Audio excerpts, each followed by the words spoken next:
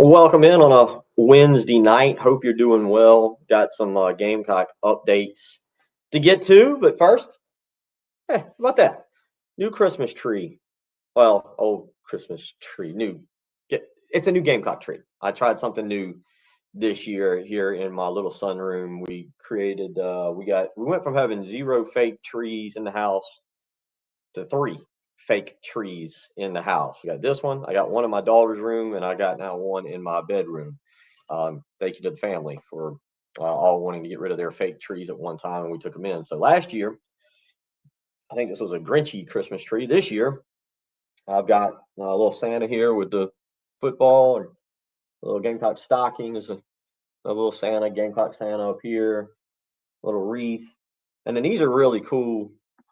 I just bought these. Thank you to Miss Chelsea Harrell here in Lexington. They're shells painted, and she sells them $10 a pop. I bought two of them for me for the Gamecock tree because I thought put two on. I'm trying to get more Gamecock ornaments. If you know of any Gamecock ornaments for next year's tree that I can buy, let me know. Hit me up on Twitter or Facebook or wherever. But these are really cool, and they were $10 each. Miss Chelsea Harrell, again, a daughter of a good buddy of mine. Really, really cool little tree ornament there, and got one and put that one up in a little while to go with everything else. Also got a Santa golf bag down here. We don't have much. Need to get more. Need to get more. So anyway, but that's the Gamecock next to the Gamecock Christmas tree. Tonight to do a little update. I'll be out of the radio the next 2 days. I got some doctor's appointments that I've got to attend to, and so I'm out. I'll be back on Monday. But there's a lot going on, and let's kind of address some of those things here over the next few minutes in this little podcast slash video cast that we got going on. Let's start with the current status of the team as we await transfer portal news. None of this real legitimate just yet, for just what I'm hearing. Players leaving and staying. So the current team, now that and we'll get to the three new coaches in just a second, but now that we've gotten through signing day, now that we know who the three new coaches, the new offense coordinator is going to be, what does it look like with the players staying or going? Let's start with what I believe is going to happen with two guys in particular leaving. Jalen Kilgore and Brandon Cisse. I think if you're watching this video tonight, expect those two to turn pro. Jalen Kilgore's kind of hinted at it in some Instagram, I think a couple Instagram posts or something. But I don't think he's officially come out and said that he's going pro. But as we sit here on December 10th, it's about 7:30. My expectation is that Jalen Kilgore will go pro. I've seen different draft grades for him. The beginning of the year, there was some in the first round. Recently, there's been some in the third round. Look, I think he could be a top 60 pick. Probably need to speak with Patrick Perrett and get a better idea of what Patrick's got to say on that. And but the bottom line here is that I think that Jalen Kilgore will end up being a top 2 round pick. So maybe not day one, probably not day one, but could definitely end up being day 2. The other player I expect to leave from this year's team is Brandon Cisse, the defensive back transfer from NC State. Had a fairly good year, and I think you're going to see Cisse take off. He recently just got a first round grade pick come back to him, so it wouldn't surprise me at all if he ends up declaring for the NFL draft. And I kind of expect that from him based on what I'm being told. So I expect Brandon Cisse and Jalen Kilgore right now. Judge Collier, I do expect to be back. Judge Collier, I believe, didn't have the season that he was in particularly looking for. So I expect Judge Collier will be back in 2026. And that's a good thing. You get Judge Collier on one side, Bakari Swain on the other. You got some other options there for your nickel back. I mentioned in my recruiting update that Currents coming in, Jazavion Currents coming in would be an instant starter, in my opinion, back there at the safety spot. So I think the secondary will still be pretty good. And it doesn't hurt to go into the transfer portal if you can find an elite defensive back and bring them in. And I'm sure the Gamecocks will look to do that. But you still got Jalewis Solomon in there that can play some snaps.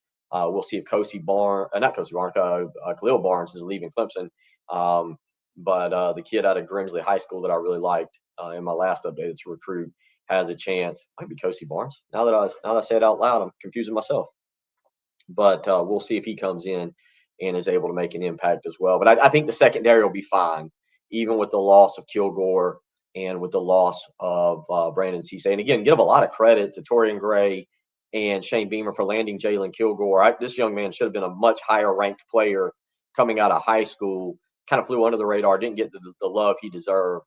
South Carolina beat out some really good teams with him. Brent Venables at Oklahoma really wanted him bad. Brent seems to know a thing or two about defenses and what to do. So that was big. Dylan Stewart, let's ask about him. What is he doing? Leaving, staying? Right now, as we sit here on December 10th, I expect Dylan Stewart to be back. I would really be surprised if Dylan Stewart entered the transfer portal. Now, there's still obviously things you got to work out. You got to get these kids to recommit each and every year. And yes, unfortunately, NIL is a big part of that. And South Carolina is going to have to pay Dylan Stewart. He's also going to have to feel comfortable with who his bookend is. Whether it's Desmond Umizulu, whether it is Jalen Brown, the transfer from Missouri who was injured, whether it is another guy out of the transfer portal. I think you're asking a lot of Julian Walker to come in and be that guy right off the bat. But I think the Gamecocks have options. I think there's options here. And look, Brian Thomas Jr. was not bad this year. Matter of fact, he played better than maybe most would have expected. But at the end of the day, one of the things about that was the fact that he was not Kyle Kennard. And so the Gamecocks are going to have to get that fixed for Dylan Stewart.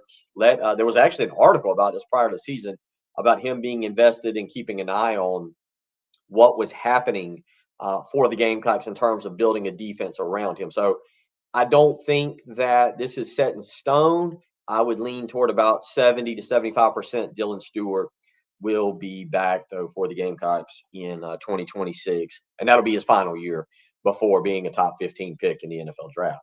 Finally, it's the guy that most people are worried about, and we're going to discuss a little bit, LaNorris Sellers.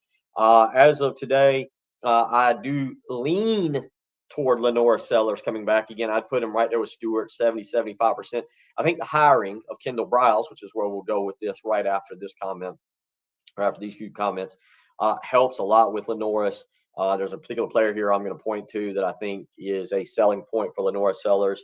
But I would lean toward LaNorris Sellers staying one more season, one more year here in Columbia.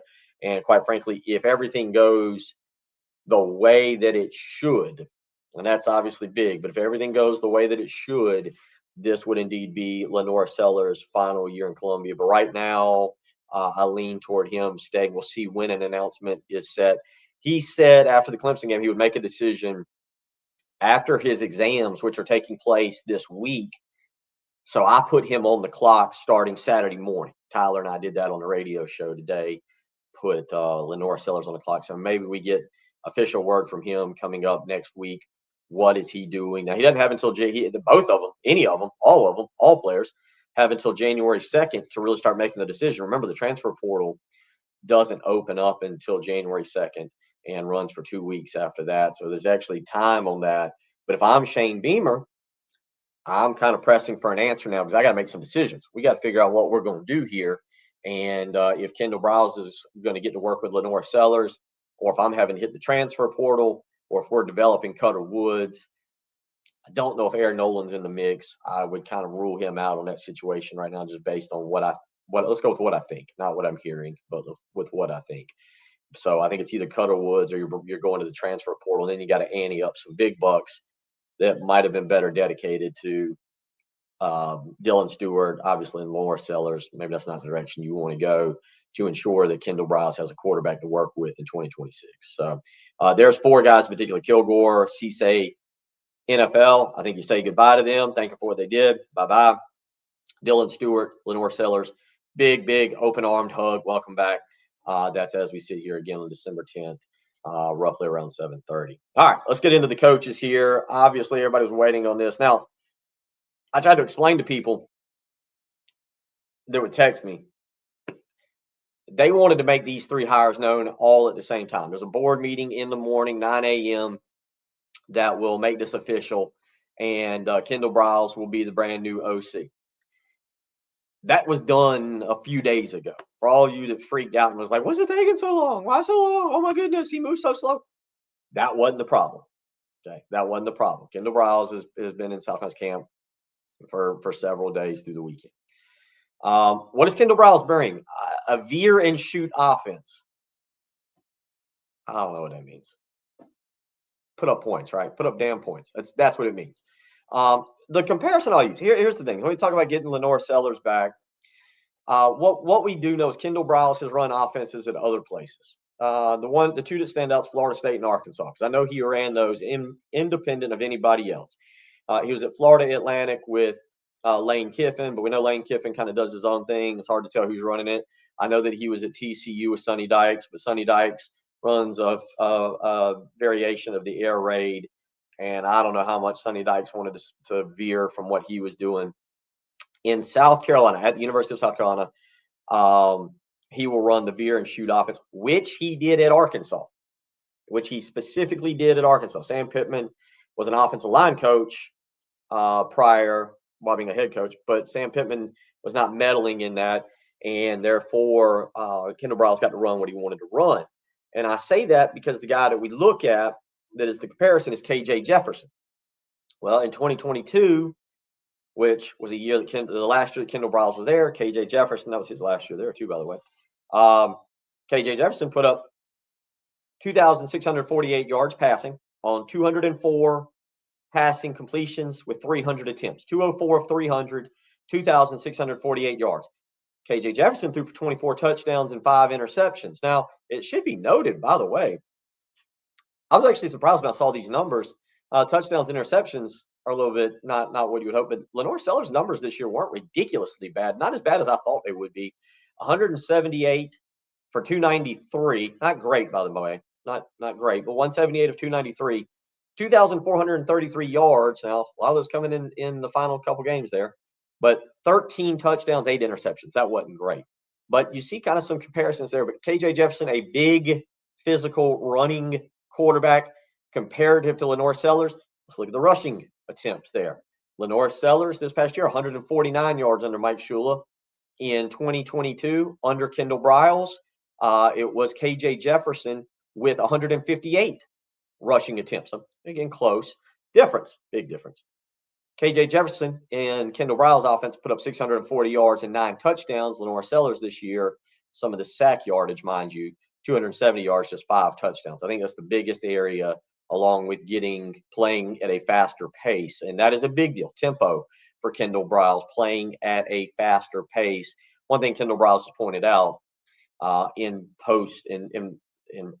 conferences and in discussing his offense in the past, he needs an athletic center that can move up and down the field, isn't going to get winded, and can snap the ball every 15 or 20 seconds. You think about the big uglies there in the middle. Kendall Briles needs a guy that can get up over the ball, snap it, do whatever blocking he's got to do, get the play, get to the ball, get ready to snap it again in about 20 seconds at max. So, that's going to be big too. There's a lot of factors that go into what makes Lenore Sellers better this year. Offensive line certainly is a big part of that. But that new offensive coordinator, Kendall Briles, I like the hire. It's a big name hire. Shane Beamer, I think when he makes this hire, one thing about it is he is turning over the offense to somebody. Does that mean he's going to be listening on the headset? And yeah. I mean, he's going to be involved. I don't think he's going to be Steve Spurrier like Spurrier was with the defense, where at times Spurrier didn't even know defensive players' names. But I do think he'll be involved. He's going to hand the offense, and whatever we see on Saturdays will be Kendall Briles only, and it'll be whatever it is Kendall Briles sees fit to call on that play. TCU fans are telling us a lot of slants. Gamecock fans are going, bring on all the slants in the world you want. We hadn't seen enough over the last 10 years. So great hire. How does it work? And how much does your expectation change if Lenore Sellers does indeed leave? That's a big question too, but going back, we'll go 73%, 75% for Dylan Stewart. 78% for Dylan Stewart, 73% Lenore Sellers comes back, 78% Dylan Stewart comes back. How's that? How are those percentages? Spot on for you? Good enough? How about that? But great hire, and let's get to spring ball. Not going to learn anything in that damn spring game. Not going to learn a damn thing, I think.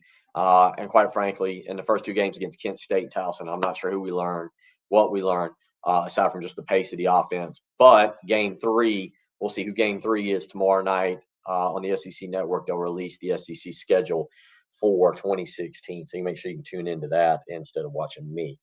Let's go to the offensive line. Offensive line coach. Now, there's some people that would flat out just tell you, hey, the offensive line coach might be a bigger hire than the offensive coordinator because, well, for the better half of 10 years, my 135-pound rear end could have run past the offensive line and sacked whichever quarterback was back there. Randy Clements comes in. This is a dude who's been around for a while. I honestly thought Randy Clements was a younger guy until I started reading up on him. He's been around since 1986. We're almost talking a 40-year coaching career there. So the dude has some experience. He's been at Houston, Baylor, Florida State, Mississippi, North Carolina, TCU, amongst others. Started at Stephen F. Austin, by the way back in 1986. Look, when you're a career assistant coach, you bounce around. These things happen. Just think about Shane, who's in his early 40s, has been at South Carolina, Georgia, Oklahoma, Virginia Tech, Mississippi State, Tennessee. I think maybe Georgia Tech, but that's 6 for Shane in his time. He's been around the block a little bit, so don't be like, oh, my goodness, this guy's coached. Randy Clements has coached at a bunch of places. That's no problem. But he's experienced. Conceivably, he's the best offensive line coach hire South Carolina has made since Sean Elliott. Now, I know Sean coached this year. Now, Elliott was hired way back in 2012 and stuck around for a few of the Muschamp years. But Sean Elliott will now go back to tight end coaching, we all assume, unless something crazy pops up. But Randy Clements from 2010 to 2020, not all his doing, mind you, but from 2010 to 2020, had 9 different offenses, was a part of 9 different offenses, not offensive lines, obviously, but 9 different offenses that ranked in the top 13 nationally in terms of total offense. And your offensive line needs to be good, as we know, to be a top 13 national offensive team for that year. So I think South Carolina gets an experienced offensive line coach. Interesting with his Texas background and Kendall Briles' Texas background. If you see the Gamecocks going into the state of Texas a little bit more, don't count on the fact that Texas and Texas A&M, obviously both being in the SEC, if a kid doesn't want to, if a kid doesn't get a Texas or Texas A&M offer, you can sneak in and maybe get a kid like that, offer him a chance to come play at South Carolina. That's not a bad thing as well. So, you've got, again, new offensive line coach. Again, Randy Clements coming in with almost a 40-year background. Again, you look at what he has done previously at so many different stops, and it's really been impressive. So I think this is a great hire. I think, no offense to Lonnie Teasley, who we now know goes to Nebraska, but without a doubt, I think this is an upgrade at that particular position. And again, not something that we'll really know about or learn about until towards the end of next season, and then we can really judge what the offensive line has done. Now, I do think this is important. They will hit the transfer portal for some offensive linemen, but I think the pieces are in place for the offensive line to be good next year. You're talking about at least 2 5-stars in your room, and Josiah Thompson, Darius Gray, that we know of right now, assuming no transfers. Multiple 4-stars. You got to keep some guys in the fold there. Tree Babalade, Travon Ball, Casey Henry's got to come back from injury. Those 3 guys right there. Marquis Anderson was a big-time recruit. You got to get him healthy, and that's important. But with all that being said, I think I really like what is sitting in that offensive line room. Schetzer had another 4-star. You're bringing in Zion Giles, who, again, is a freshman, but another 4-star. That's 2 5-stars and a lot of 4-stars I just rattled out. That didn't count Blake Franks, who was considered a solid recruit, who you beat Clemson and Alabama for a couple years ago. You only need 5 to play, and you got several there that are supposed to be good prospects. Yes, that means Lonnie Teasley was a bad coach. No offense to him. I'm sorry if he watches this. I never talked to him. But look, that was a group that should have been a lot better. I think we all agree on that. So we'll see what Randy Clements can do with them. Finally, final guy, new running back coach, Stan Drayton comes in. Stan Drayton, another guy that's got a lot of experience. These are not young bucks that Shane Beamer hired. These are guys who are going to want the early bird specials. Nothing wrong with that. You got a young staff already. Sean's got a lot of energy. Mike Furry's got over-the-top kind of energy. Kendall Briles is a young guy. Does not hurt at all to have wily, old, scarred veterans in that offensive coaching room being able to offer their opinion. And Stan Drayton's another guy who's been around at Texas, has been around at Florida, was most recently at Penn State, is credited with landing a lot of elite recruits during his time as a big name. Now, that's kind of, does he have the fire in his system for this kind of job? Because South Carolina is not those names. The Gamecocks don't recruit off a name only. A kid's not hearing the name South Carolina and going, "Oh, I'll go there over Georgia or Alabama or Florida." And so Stan Drayton's got his work cut out for him. He's got to recruit. That's what a running back coach has got to do, and then help with the scheme and the system. But you certainly look at his background and where he's been, his experience, the guys he's been around. And again, nothing against Markwell Blackwell, but did we even ever know Blackwell was even a coach on the team? I mean, he never landed a recruit. You never heard from him, obviously. There were rumors immediately after he joined the staff that he was going to Ohio State. So, that just, unfortunately, that hire gets an absolute F, whereas Stan Drayton B plus, at least the gunner, whatever that means. I always made C's, so I grade higher than most. Say what you want anyway, but that is a very good hire with Stan Drayton. Now they're going to have to hit the transfer portal and land at least one, minimum one, and probably two running backs. And really, one of those needs to be an elite level running back. Break out the NIL checkbooks, folks. Garnet Trust or whomever needs some dollars. The Gamecocks have got to go shopping in the upper tier, the upper shelf for the running back market. They need to land somebody to give Stan Drayton someone to work with. I like Matthew Fuller. I really like Jarwan Howe. I think not giving Jarwan Howe carries until the Texas A&M game is an absolute shame and is another testament to the issues with Markwell Blackwell. So I do like two of the guys in there. I don't know anything about Isaiah Augusta, the third running back who we barely saw this year, who came from Colorado, and I hope they keep him because they need him for depth. You got to go into SEC play with at least 5 running backs because 2 are getting banged up somewhere, somehow along the line in that league, especially given the fact that South Carolina is going to play 9 straight SEC games and then Clemson. There'll be 1 bye week mixed in to all of that. So, yeah, you better enter the season with 5 dudes at running back that can carry the football because you're going to need all 5 at some point during the 12-game football season. But Stan Drayton now comes in. All in all, final thoughts. I like them. Upgrades. But what does it mean? I don't know. And I'm not going to even sit here and speculate on December 10th. South Carolina's got a full season ahead of them. They got an off season, and we're not going to hear anything from them. And I think we shouldn't hear anything from them. I don't want to see videos. I don't want to see any of that. I don't want to hear about them playing dodgeball in the practice facility or hide and go seek, or I don't want to see the winter workout videos. And I love Derek Moore, but I don't want to see videos of him hyping me up and all the great work that Justin King does. I want to see victories, and those come starting September 5th. So I put all of it on the back burner. I'm not making any predictions, except that if Lenore Sellers comes back and some of this works out, 9-3 becomes a lot more reasonable. It does. I'm not calling it, but not you can all of a sudden raise your expectations with these coaching hires, and that's fair, and that's a good thing. If Lenore Sellers doesn't come back and you lose some guys in the portal, well, we'll do another video and I'll talk about it on the radio because all of a sudden we're having completely different discussions. But there's just a little Gamecock update tonight. Hope you're doing well. Again, I'll be off the radio the next 2 days. I got some doctor's appointments. Got a really big one with Prisma Greenville on Friday that'll determine getting me on the kidney transplant list. So keep me in your thoughts and prayers. Make sure you subscribe to the YouTube channel as I'll have some mental health awareness videos coming out. Maybe a little more Billy Billions. We finally did have a 2-in-1 night. I did put the video out, of course, and I'm just becoming embarrassed. But we did go 2-1 on Saturday night, hitting Georgia in football and Arizona in basketball, but losing Ohio State in football. So was what it was. We'll try and get some more videos out, mental health videos, Billy Billions, and some Gamecock updates. Got some more stuff coming for you as well, as I like to be able to discuss food, sports, all kinds of things in this little setting. So again, for the Christmas tree, for me and the Gunner family, we'll have another video. I'll try and get another video up next week.